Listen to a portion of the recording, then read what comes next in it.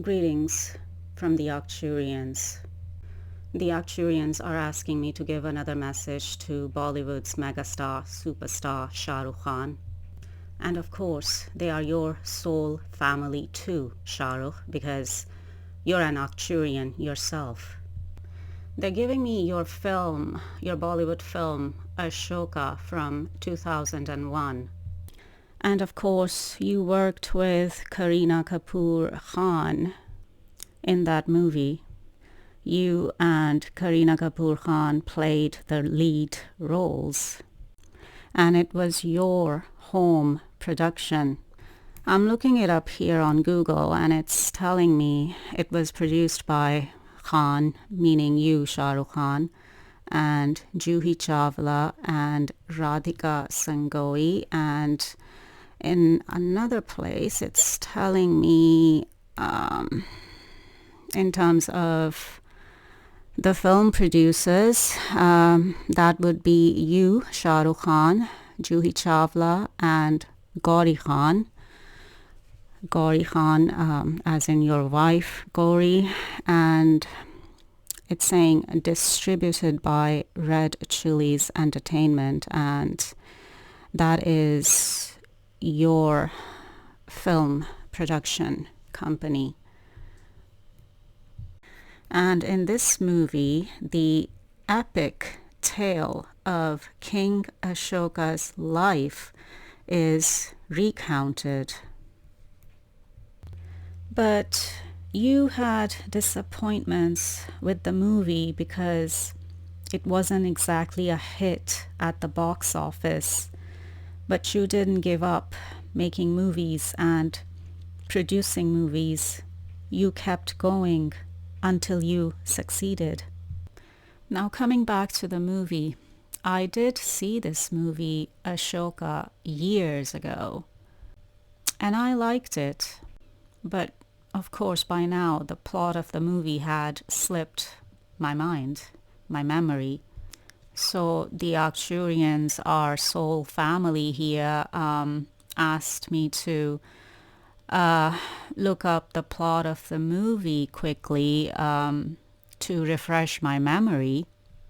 And so I'm looking up the plot of the movie Ashoka here on Wikipedia quickly.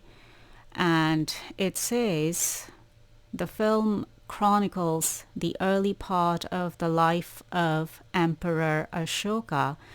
It begins with his career as a general in, now pardon me if I mispronounce this, it begins with his career as a general in Takshashila and ends with the bloody conquest of the Kalinga. It begins with his career as a general. Now this part is reminding me, and also of course the Arcturians are reminding me, because they want me to connect the dots as I go here with this message. So this part of the movie is reminding me, and the Arcturians are reminding me of, you know, how Prophet Muhammad and Aicha movie is supposed to begin with the Battle of Badr or Jange Badr. Because as I said previously, that the Arcturians are the divine directors of this movie. I mean Prophet Muhammad and Aicha movie that is yet to be made. So basically the movie Ashoka is based on the life of Emperor Ashoka or King Ashoka, and is based upon the lives of emperors and kings in general, and what goes on with emperors and kings and their kingdoms, and the battles they have to fight, and the violence, the bloodshed, and the destruction that comes and that accompanies these battles. As I go back to the plot of the movie Ashoka, Wikipedia here says Emperor Chandragupta Maurya, grandfather of Ashoka of the Maurya Empire, has decided to embrace Jainism and abdicate the throne of the empire in favor of his son Bindusara. But his grandson, Prince Ashoka, claims his sword. The old emperor explains that this sword is evil and the sword demands blood and destruction. So here we go, the mention of evil, blood, and destruction. And of course, there's a mention of Jainism and also Buddhism. So there's religious factors playing out in the movie too. And now I'm looking up Jainism on Google here. And Google says Jainism, also known as Jain Dharma, is an Indian religion. Jainism teaches that the path to enlightenment is through non-violence and reducing harm to living things, including plants and animals, as much as possible, like Hindus and Buddhists. And there we go. And now we have a mention of Buddhism and Buddhists here too. And of course Hindus as well, and the religion of Hinduism. So now we have Jainism, now we have the religion of Jainism, Hinduism, and Buddhists that is being mentioned here. So it's saying, like Hindus and Buddhists, Jains believe in reincarnation. This cycle of birth, death, and rebirth is determined by one's karma or karma. Yeah, because reincarnation is the cycle of birth, death, and rebirth. Right. So that's, a little bit about the religions of Jainism and Hinduism and Buddhism and reincarnation of the soul or spirit or Atma for Hindus and Buddhists, or Rukh for Muslims, which is the cycle of birth, death, and rebirth. And by rebirth, we mean reincarnation. So now my question here is, where did the religion of Islam go wrong when it comes to all this? Now, the Muslim greeting, Assalamu alaikum, which means what? Peace be unto you, or peace be upon you. I'm just, looking at a quick Google definition of that. And it says, Assalamu alaikum, the Arabic greeting meaning peace be unto you, or peace be upon you, is the standard salutation or greeting among members of the Nation of Islam. So my question is, if the Muslim greeting is mentioning peace, is talking about peace, then where did all this violence and killing and even beheading come from when it comes to Muslims and the religion of Islam? Where did it come from? And because of this violence and killing and even beheading coming from the Muslims, not all the Muslims, but those ones who call themselves Muslims and believers and say that Muslim greeting, Arabic greeting, Assalamu alaikum, which means peace be upon you or peace be unto you, But then some of them go ahead and indulge in extreme violence, killing, and sometimes even beheading of other human beings in the name of religion, Allah or God, and Prophet Muhammad, thinking and believing, because they have been deceived into believing by the devil, by the dark side, that this is what Allah wants them to do and this is what Prophet Muhammad wants them to do, when none of this has anything to do with Allah and Prophet Muhammad. But some of these ignorant Muslims, and in Arabic they're called johalas, because frankly that's what they are. I'm just telling the truth here. And whoever will get triggered by this truth and by me speaking the truth, then they will get triggered. There's nothing I can do about that. That's not in my control. But my question is, why do these ignorant Johala Muslims think and believe that extreme violence and killing and even beheading has been ordained by God or by Allah and Prophet Muhammad? Why do they think and believe that? Where is that coming from? Well, I know that there are certain verses in the Muslim holy book Quran, and then also there are certain hadiths or hadiths, meaning the sayings of Prophet Muhammad, but all of them are not even the sayings of Prophet Muhammad.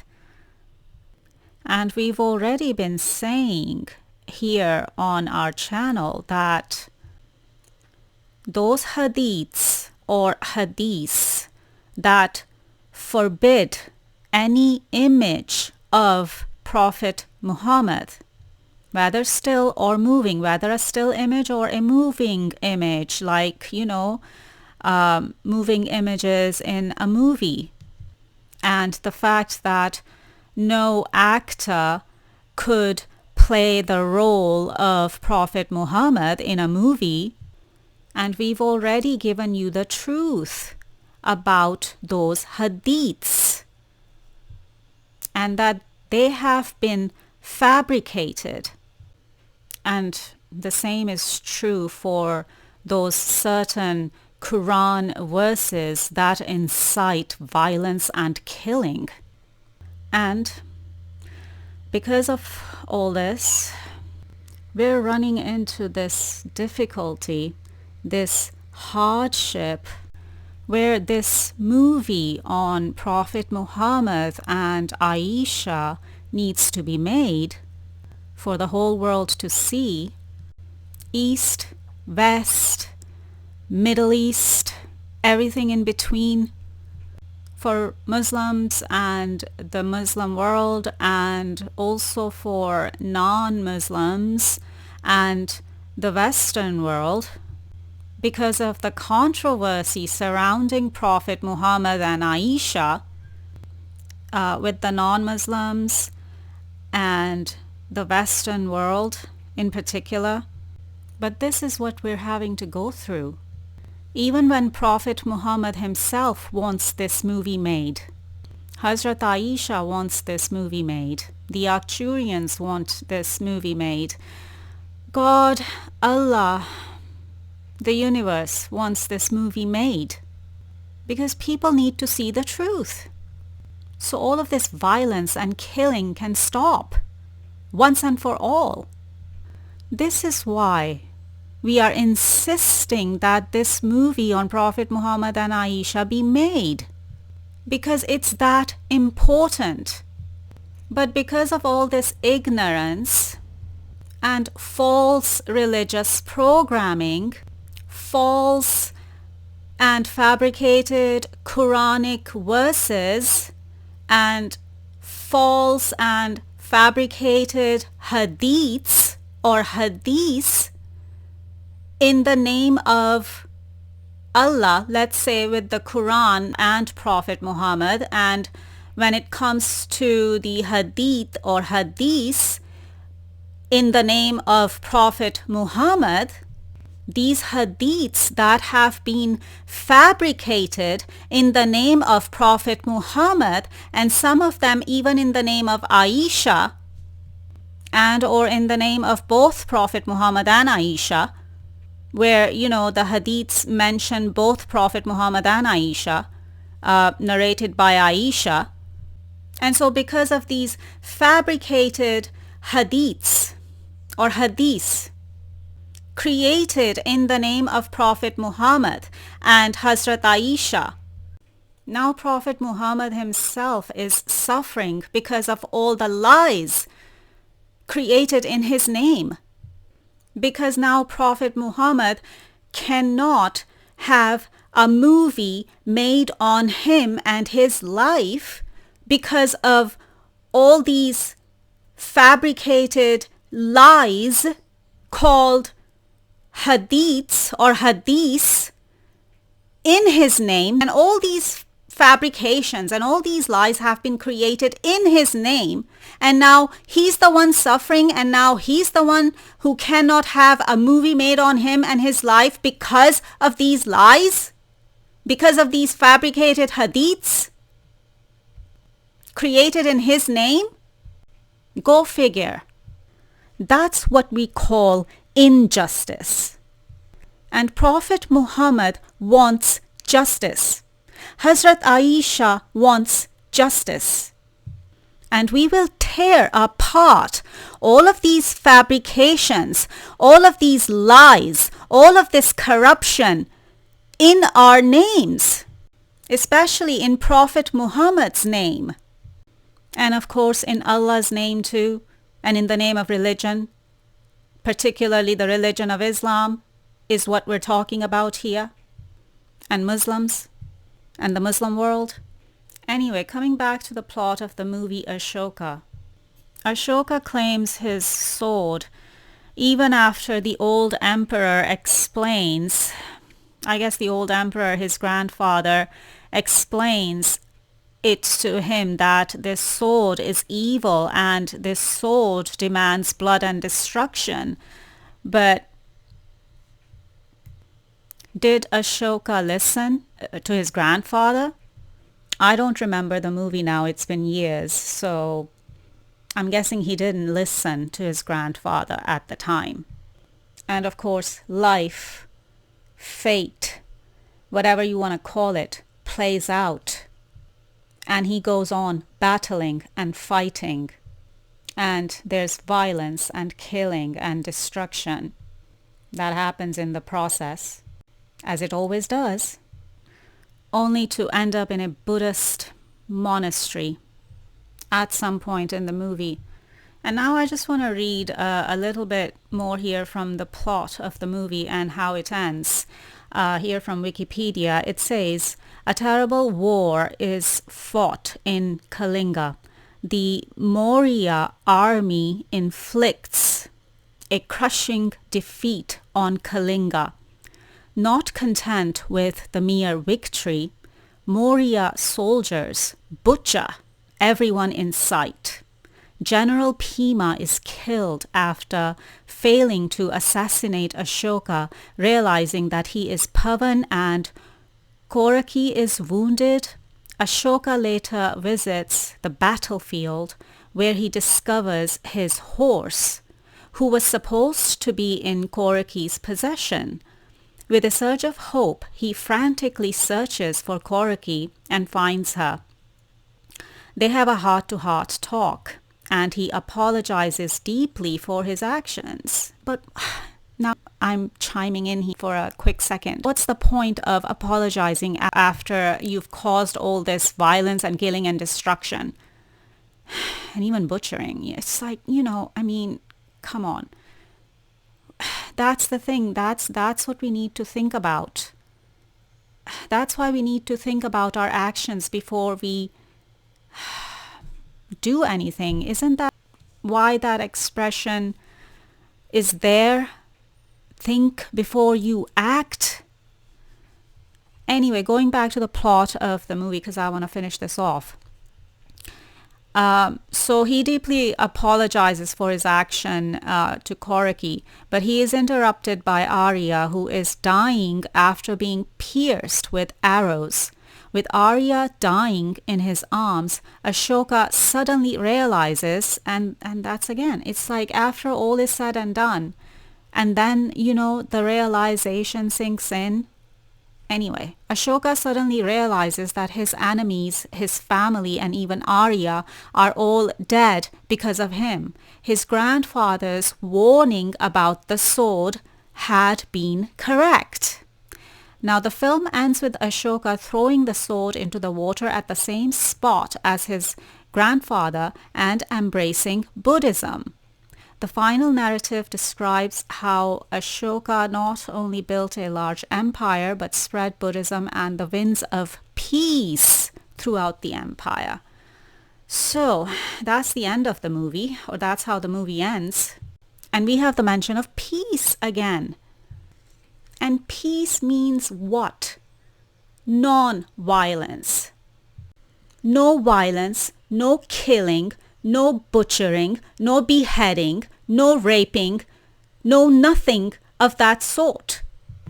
Now I see why the Arcturians were giving me this movie, because yes, this is a message. That's the thing. Movies are not just movies.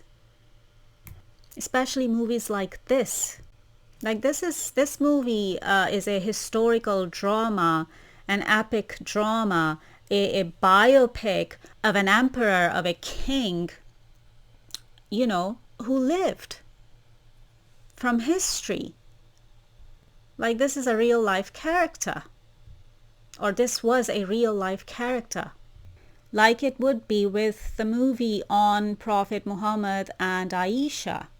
So Shah Rukh, the Arcturians, our soul family, are reminding you of something by bringing up this movie, your movie, the movie you made, and its message.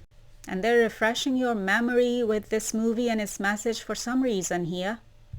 I mean, of course, the main reason is to do with the movie on Prophet Muhammad and Aicha, and also whatever disappointments that happened with this movie, initially anyway. And I say initially because I'm looking at Google here, and there's a link from indiaforums.com, and someone's saying here, I understand why Ashoka failed to do bumper business at the box office, but the film has matured like a fine wine, and it's worth revisiting or rewatching. So wine matures over time, and I'm just getting the word legacy right now with that.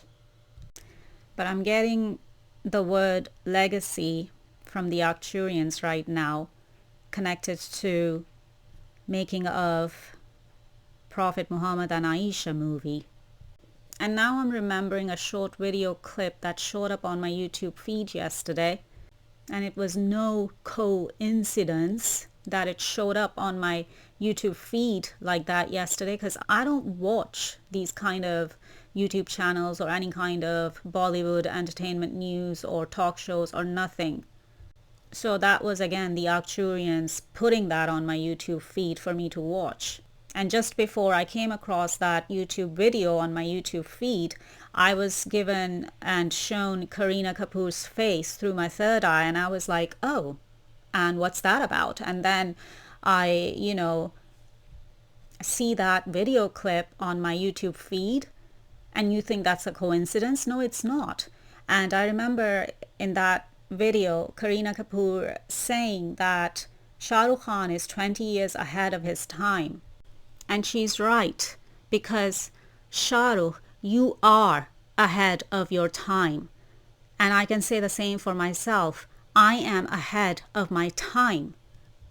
And at least in my case, because I can only speak for myself, that's exactly why I'm suffering and struggling so much with the work I'm trying to do here on my channel with the religion of Islam, Muslims, the Muslim holy book Quran, Hadith, all of it, and also trying to have this movie on Prophet Muhammad and Aicha made, which is like a mission impossible because of all the religious issues that we've already discussed here in the video. But also being ahead of our time means that we are visionary, that we can see things and imagine things that others can't. And we dare go for things that others won't. And on a serious note, Rukh, as part of the 144,000, you're being activated by us for this mission impossible. Understand your power. You have an army of fans worldwide that only you can mobilize. We shall leave it there for now and leave you with the movie trailer as a reminder. Take care.